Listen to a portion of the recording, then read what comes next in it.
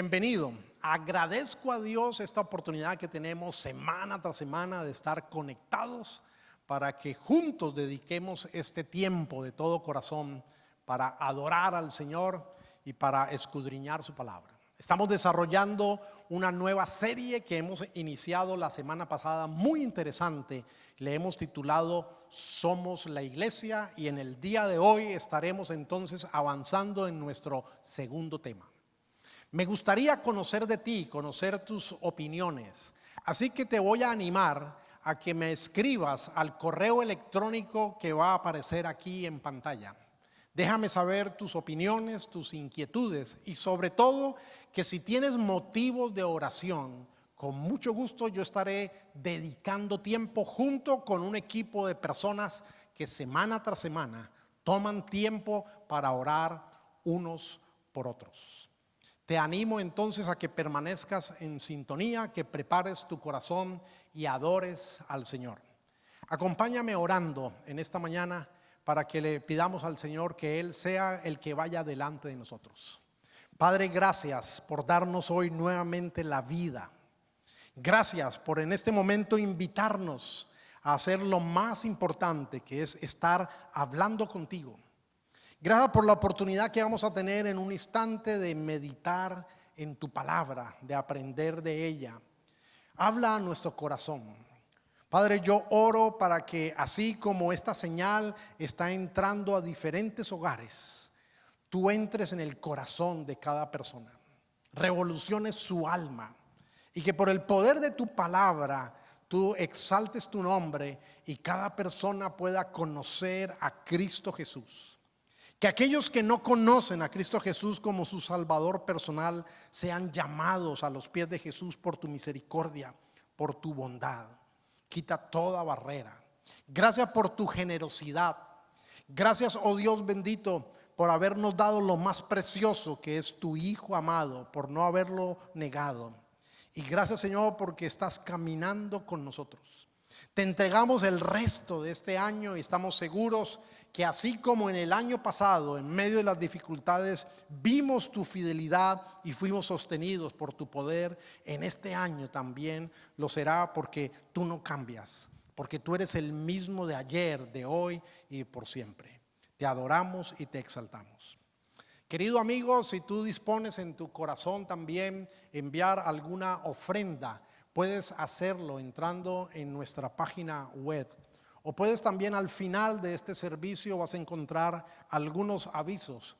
Puedes unirte también a nosotros si quieres colaborar en el ministerio de niños o en este ministerio de estar grabando los sermones. Hay diferentes oportunidades en la iglesia en el cual puedes participar. Pero lo más importante es que queremos estar aquí para ti, para ayudarte a crecer. Si tienes alguna necesidad espiritual o de cualquier índole, déjanos saber. Queremos entrar en contacto contigo. Estamos aquí, como te dije, para ayudarte a caminar en tu comunión con el Señor.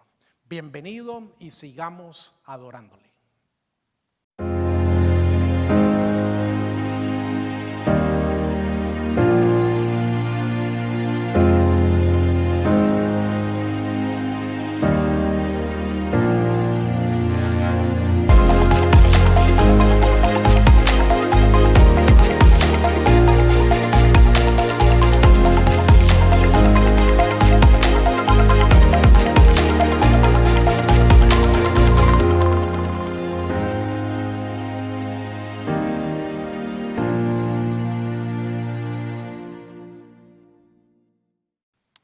Muy bien, vamos a continuar con nuestra serie que iniciamos hace 8 días, que hemos titulado Somos la Iglesia. La semana pasada les hablé de cómo nuestra unión con Cristo, que hemos recibido por gracia de Dios, es una obra totalmente estable y finalizada que debe comunicarnos seguridad. Les dije que en cuanto a nuestro pasado, hemos llegado a ser parte de la iglesia porque Dios nos llamó a tener comunión con su Hijo, con el Señor Jesucristo.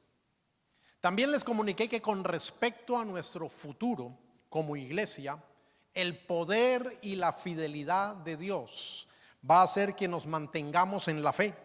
Nos guardará y nos preservará, llevándonos a la glorificación, porque Dios así se lo propuso en Cristo Jesús.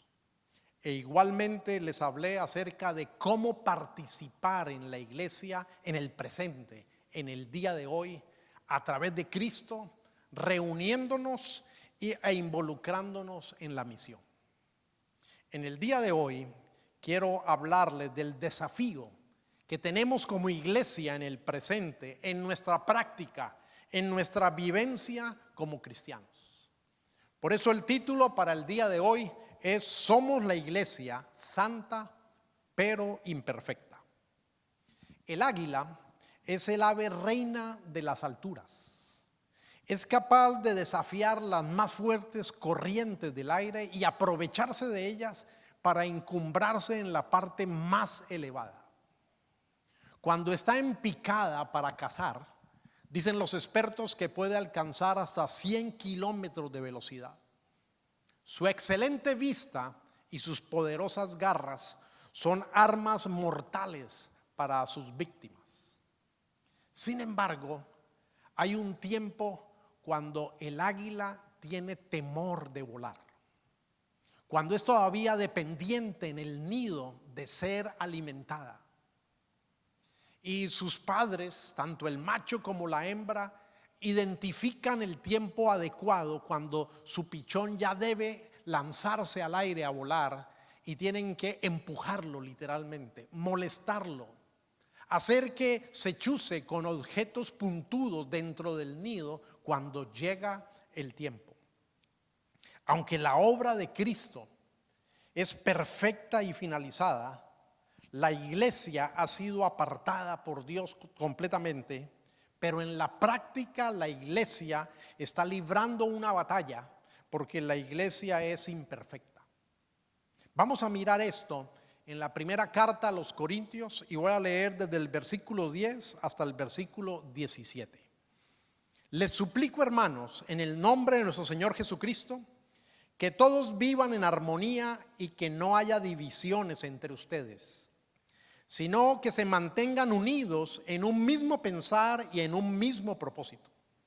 Digo esto, hermanos míos, porque algunos de la familia de Cloé me han informado que hay rivalidades entre ustedes. Me refiero a que unos dicen: yo sigo a Pablo, otros afirman: yo a Apolos, otros: yo a Cefas, y otros: yo a Cristo. ¿Cómo? ¿Está dividido Cristo? ¿Acaso Pablo fue crucificado por ustedes? ¿O es que fueron bautizados en el nombre de Pablo? Gracias a Dios que no bauticé a ninguno de ustedes, excepto a Crispo y a Gayo, de modo que nadie puede decir que fue bautizado en mi nombre. Bueno, también bauticé a la familia de Estefanás. Fuera de estos, no recuerdo haber bautizado a ningún otro. Pues Cristo no me envió a bautizar, sino a predicar el evangelio, y eso sin discursos de sabiduría humana, para que la cruz de Cristo no perdiera su eficacia. La iglesia ha sido redimida completamente por Cristo. Y desde la perspectiva divina, desde la perspectiva de Dios, la iglesia es santa y perfecta. Pero todavía en su vivencia, en su práctica, es imperfecta y quebrantada. Su contexto es este mundo, que es un mundo caído. Está compuesta por pecadores, como cada uno de nosotros.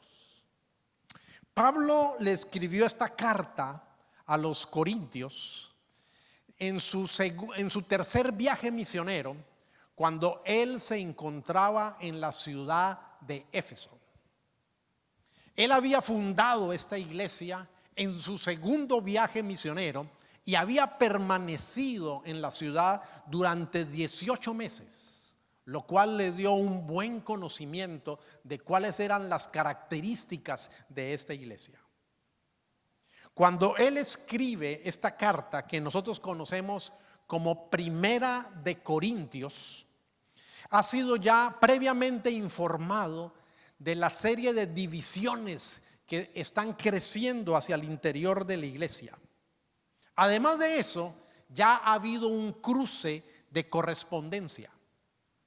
Se nos dice en el capítulo número 5 de esta misma carta que el apóstol había enviado previamente una carta de la cual nosotros no tenemos conocimiento en la Biblia. Y en el capítulo 7 también se nos informa que Pablo está contestando preguntas que la iglesia le ha enviado de manera escrita a través de correspondencia. Déjame decirte de una manera rápida cuáles eran las profundas dificultades que la iglesia de Corinto tenía. Había divisiones entre los creyentes. Se habían formado especie de facciones, de partidos alrededor del predicador preferido que cada grupo estaba siguiendo. Había mundanalidad y pecado, abuso en el uso de los dones espirituales, abuso en la celebración de la cena del Señor. Existía hasta un caso de inmoralidad sexual que involucraba un incesto, una relación sexual ilícita entre un hombre con su madrastra.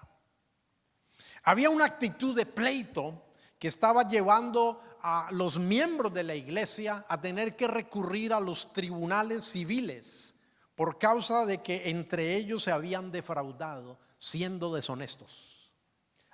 Todo esto se sumaba una serie de preguntas y de dudas en temas muy importantes en la fe que los miembros de la iglesia le habían escrito al apóstol. En el día de hoy yo voy a referirme solo a la primera dificultad, las divisiones en la iglesia de Corinto, y lo voy a hacer porque cuando leemos los primeros 17 versículos de este primer capítulo es la única dificultad que a esta altura se nos menciona que aparece aquí. En esta iglesia los creyentes se sentían atraídos por diferentes predicadores. Como todavía el Nuevo Testamento obviamente no se había escrito, ellos tenían que depender considerablemente de la predicación y de la enseñanza para asuntos internos de la iglesia y para interpretar asuntos del Antiguo Testamento para saber cómo aplicarlos. Por lo tanto, se habían formado estos grupos, estos especie de partidos, de facciones, y algunos seguían a Pablo por ser el fundador de la iglesia en la ciudad de Corinto. Pero otros preferían a un predicador llamado Apolos, un predicador elocuente, popular, que había tenido un ministerio dinámico en la ciudad. Un tercer grupo decía que eran seguidores de Cefas, o sea, del apóstol Pedro. Posiblemente lo habían escuchado en la ciudad de Jerusalén porque no tenemos registro de que Pedro hubiera llegado hasta la ciudad de Corinto. O simplemente estaban escuchando sus enseñanzas de segunda mano. Y había un cuarto grupo que se autodenominaban que ellos eran seguidores únicamente de Cristo, como si fueran los únicos verdaderos cristianos dentro de esta iglesia. A pesar de que todos estos predicadores estaban unidos en su mensaje, posiblemente las características de su personalidad atrajo la atención de personas diferentes. Ahora la iglesia realmente se encontraba en tremendo peligro de generar una especie de cisma, de gran división. Pablo menciona 11 veces en los primeros 10 versículos de este capítulo el nombre de Cristo. Yo los he contado en la nueva versión internacional. 11 veces aparece el nombre del Señor en 10 versículos. De esa manera Pablo está aclarando y está enfatizando lo que todo predicador debe enfatizar. El mensaje es más importante que el mensajero. Y gracias a Dios el mensaje cristiano no es algo, sino que es una persona, es Cristo mismo. Y cada uno de los cristianos debemos enfatizar esto. El mensaje es más importante que el mensajero y nuestro mensaje es Cristo mismo. Permítame hacer una aplicación a raíz de esto que estamos descubriendo de la iglesia en Corinto. Hoy tenemos muchas oportunidades para adorar. El mundo del internet nos permite conectarnos con todo el globo terráqueo y tenemos miles de oportunidades para adorar. Pero peligrosamente podríamos caer en el juego de mi predicador preferido. Por lo tanto, en esta mañana yo quiero decirte, asegúrate de que tu aprecio o tu admiración por algún maestro, por algún predicador o por algún escritor cristiano no te guíe al orgullo espiritual. Nuestra lealtad debe ser a Cristo, a su mensaje y a la unidad que Él ha creado cuando nos invitó a su comunión y cuando nos hizo miembros de su cuerpo, de su iglesia. Asegúrate que estás siendo atraído y ojalá que estás siendo seducido, pero no por la personalidad atractiva del predicador, sino por el carácter de Cristo Jesús. El ministerio cristiano debe ser un trabajo en equipo. Ningún predicador, ningún maestro es un eslabón suficiente entre Dios y la iglesia y las personas. Tristemente, muchas personas hoy en día en el interior de la iglesia están siendo motivadas más por la personalidad atractiva, carismática del predicador que por descubrir quién es Cristo y cuál es su carácter. Esto ha creado que tenemos hoy en día seguidores en la iglesia cristiana más emotivos, pero menos racionales, sin convicciones profundas, sin conocimiento profundo de la palabra de Dios. Desde el siglo XX, ¿y qué se dice del siglo XXI? Somos una cultura que está acostumbrada a seguir personalidades atractivas, sobre todo en el mundo de las redes sociales. Se admira más el talento, sin importarnos qué clase de persona es, sin importarnos cómo se comporta en las cuestiones más importantes de la vida, cómo es como padre, cómo es como esposo, cómo es como amigo. ¿Es una persona honesta? ¿Cuáles son sus valores? El mundo ha olvidado eso y simplemente endiosa el talento. Igual ocurría en la cultura de la ciudad de Corinto. Se dejaban deslumbrar por el mejor expositor o por el mejor orador, sin necesariamente preguntarse cuál era el carácter de esa persona. Así que estamos viviendo una cultura muy similar. Por eso la pregunta que honestamente tenemos que hacernos hacia el interior de la iglesia es: ¿está Cristo dividido? En el versículo 13, Pablo pregunta con voz de asombro, de admiración, si Cristo está dividido, haciéndonos ver que es absolutamente absurdo pensar esto. Su argumento es que el único que ha muerto por las personas, por los miembros de la iglesia, es Cristo y nadie más. El único en quien hemos sido unidos, identificados, bautizados, es en el nombre de Cristo y en ningún otro nombre. Querido amigo, solo la sangre pura e inocente de Cristo es el precio que se ha pagado por el perdón de nuestros pecados. Solo en la unión con Cristo, lo que está simbolizado en el bautismo en agua, es que hemos recibido todo cuanto necesitamos como miembros de su cuerpo. Cuando Pablo dice que Cristo no lo envió a bautizar, él no está invalidando la importancia del bautismo, porque este fue ordenado justamente por el mismo Señor Jesús. La iglesia del primer siglo lo practicó sin ninguna duda.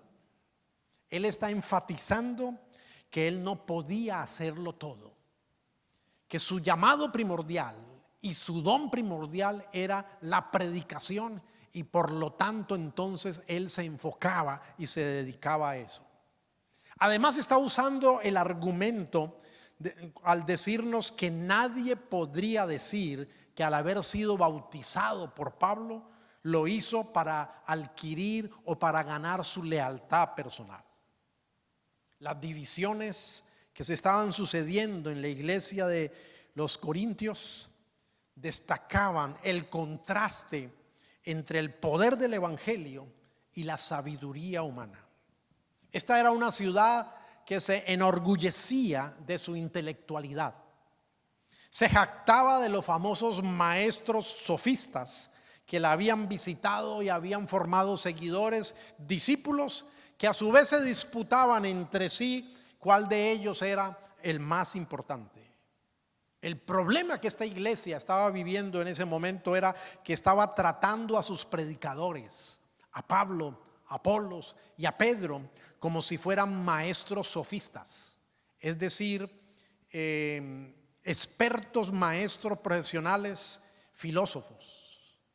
Pero de esa manera estaban invalidando la centralidad de la verdad del evangelio. Lo que es peor, de esa manera estaban invalidando la centralidad de Cristo, porque todo se nos ha dado es en Cristo. Este capítulo más adelante termina diciéndonos que Cristo es nuestra sabiduría, que Cristo es nuestra justificación, que Cristo es nuestra redención, que Cristo es todo cuanto nosotros necesitamos.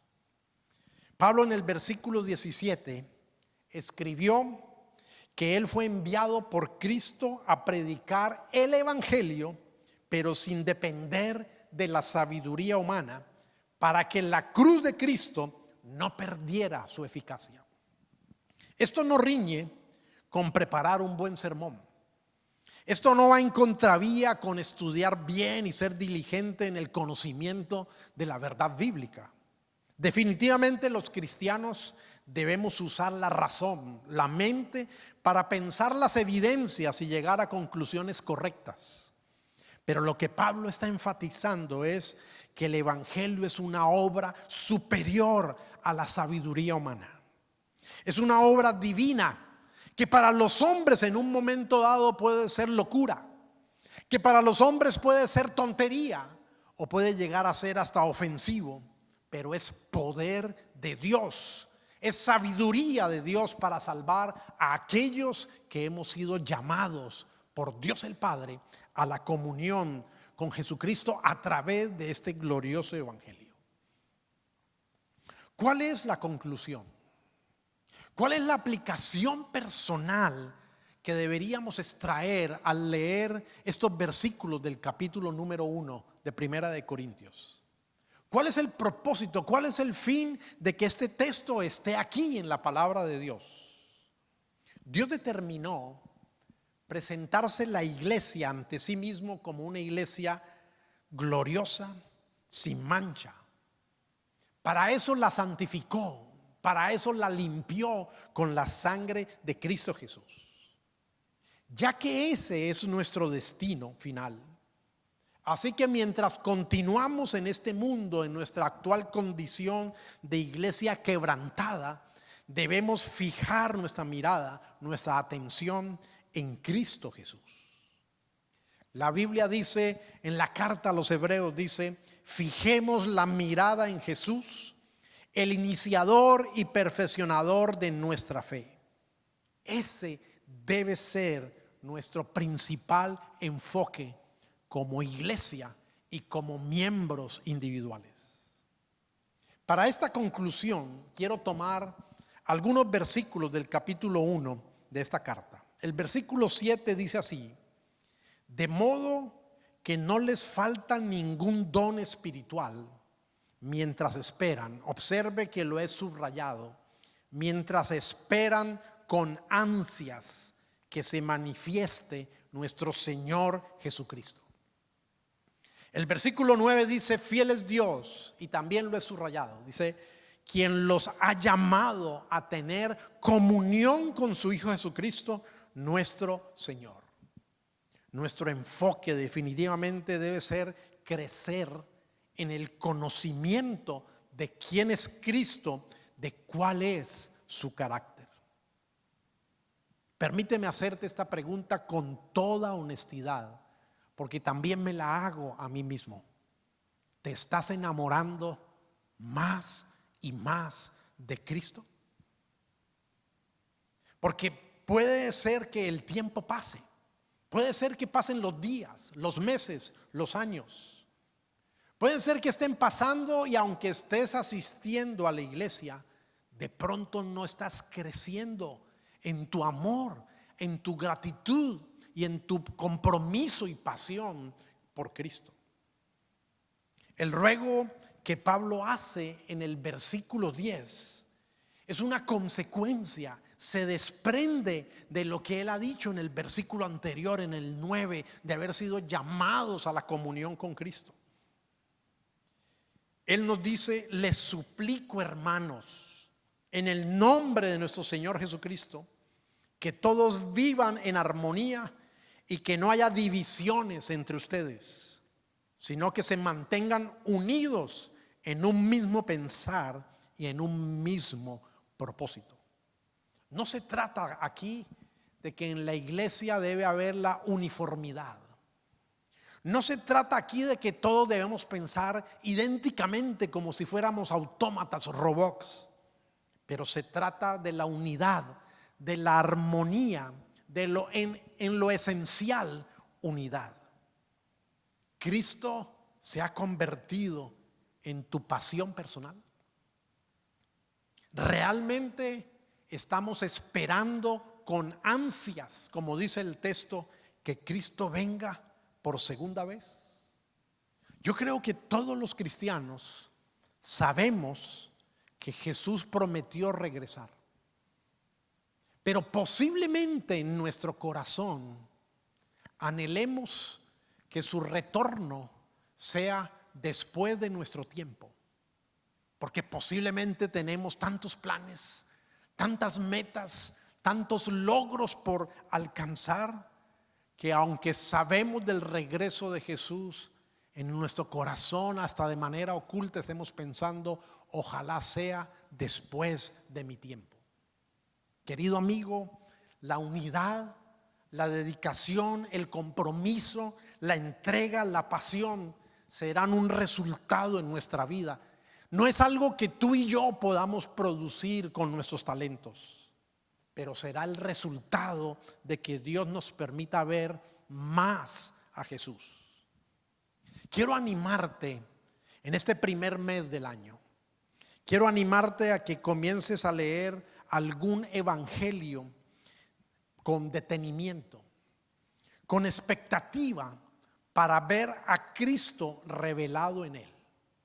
Cualquier parte de la Biblia te hablará de Cristo, pero indudablemente que los evangelios lo hacen de la manera más clara y más directa, porque son relatos de su vida y de su obra. Personalmente me he propuesto en este mes de enero a estar leyendo nuevamente el Evangelio de Juan. Y lo estoy haciendo con entusiasmo y con detenimiento, tratando de ver las características de Cristo, las decisiones de Cristo, las actitudes de Cristo, las palabras de Cristo, sus respuestas. Este es el evangelio que en su enfoque, en su perspectiva, nos revela con mayor claridad la divinidad de Jesús. Solemos tener, como miembros de la iglesia, solemos tener tantos motivos de oración, tantas peticiones que pudiéramos hacerle a Dios esperando que Él nos escuche y nos conceda en su favor. Seguramente muchas de ellas válidas e importantes, pero sin lugar a dudas la más importante de nuestras peticiones debe ser que Dios el Padre nos conceda conocer mejor a Cristo, poderlo ver con los ojos de la fe en todo el esplendor de su hermosura y de su grandeza, como está revelado en el mensaje del evangelio. Uno de los encuentros que Jesús tuvo con alguna de las personas y que está registrado en el evangelio de Juan, capítulo 4, que más me atrae a mí, que más me seduce, que más me llama la atención es justamente el encuentro con la mujer samaritana. Sin lugar a dudas, este es un relato histórico de cómo la gracia de Dios es capaz de alcanzar de manera soberana a alguien y traerlo a la fe en Cristo Jesús. Eso fue lo que sucedió con la mujer samaritana. Pero también podemos hacer una aplicación para nosotros como cristianos de cómo necesitamos poder ver a Jesús con más claridad. Teniendo revelado en la Escritura al Señor, muchas veces no lo vemos, muchas veces no lo conocemos. La mujer samaritana, como una persona no nacida de nuevo, como no creyente, al comienzo tuvo a Jesús delante de ella sin poder saber que era el Mesías, sin poder saber que era el Salvador, sin creer en él, sin conocerle. Cuando Jesús le pidió que le diera de beber un poco de agua, ella se admiró, pero se admiró de que él, siendo un judío, le pidiera a ella, que era mujer y que era samaritana, ya que los judíos despreciaban a los samaritanos, no se relacionaban con ellos, debido a que su raza, a pesar de ser de la misma nación, se había mezclado y se habían generado profundas diferencias religiosas en el culto.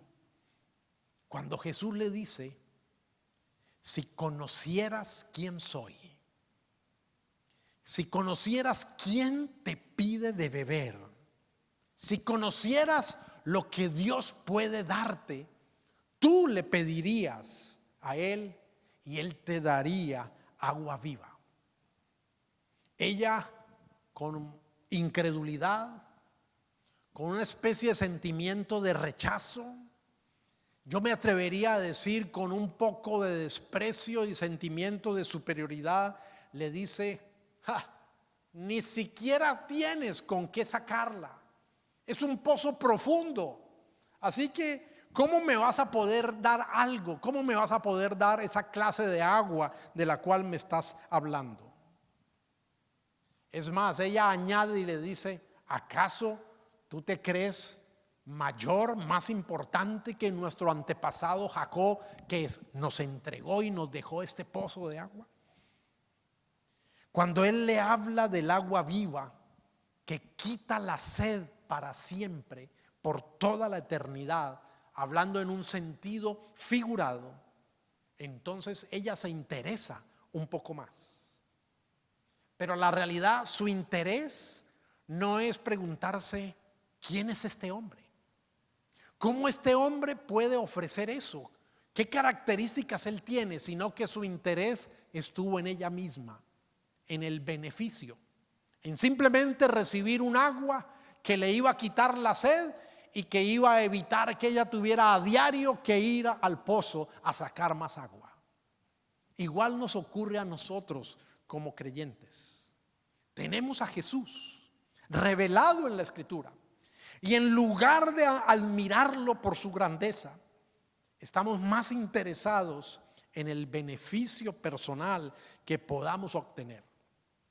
Podemos ir a la Biblia centrados en nosotros, en lugar de centrados en Cristo, en lugar de estar centrados en Dios el Padre.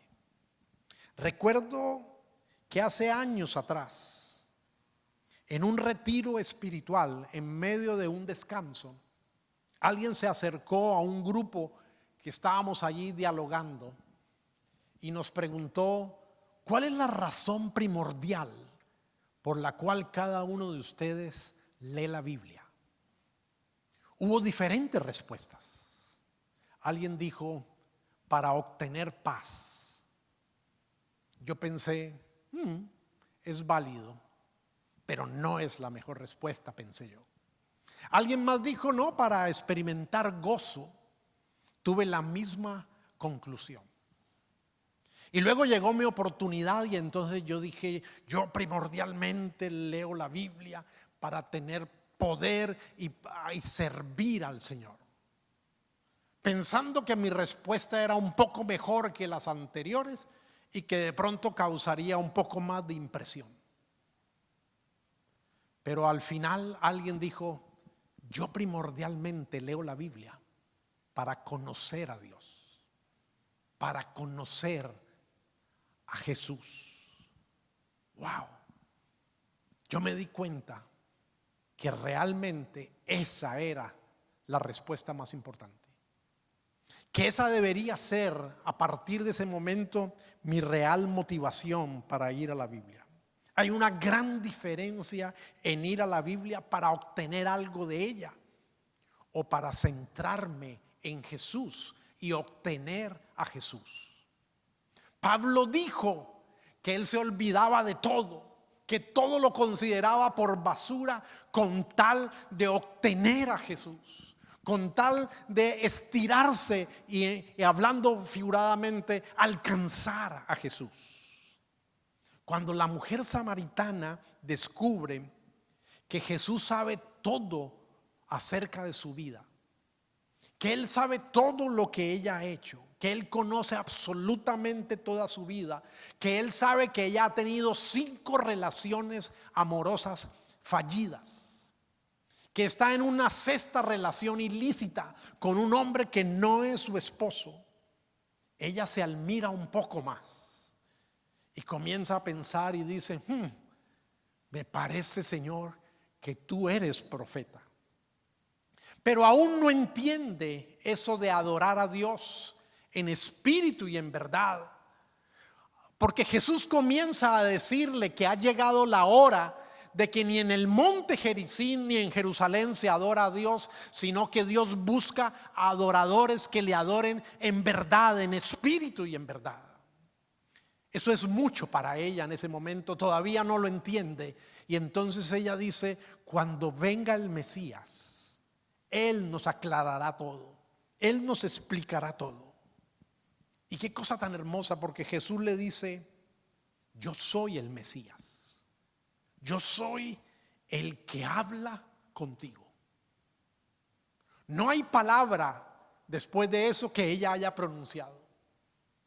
El Evangelio no registra que ella manifestó alguna expresión, simplemente que ella dejó el cántaro, dejó el motivo por el cual había ido al pozo a obtener un poco de agua y se fue al pueblo a decirle a la gente: vengan y vean que hay un hombre allá que sabe todo lo que yo he hecho.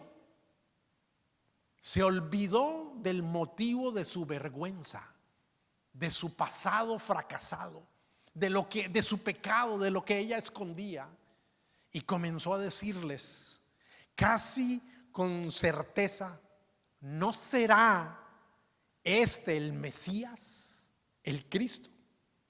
Por la gracia de Dios, ella había pasado de la ignorancia, de la incredulidad, de la indiferencia, del desprecio. Ella había venido ahora al interés, a la admiración y casi a la certeza de quién era Jesús.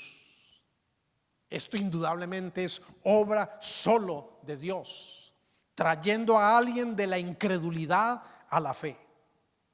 Pero no será, en una manera de aplicación para nosotros, que aquellos que ya creemos en Cristo, que ya somos parte de su iglesia, también necesitamos crecer y conocerle mejor, enfocarnos más en conocerle, porque al hacerlo lo amaremos, nuestra gratitud crecerá y nuestra obediencia se perfeccionará y aprenderemos a esperarle, como dice el texto, con ansias.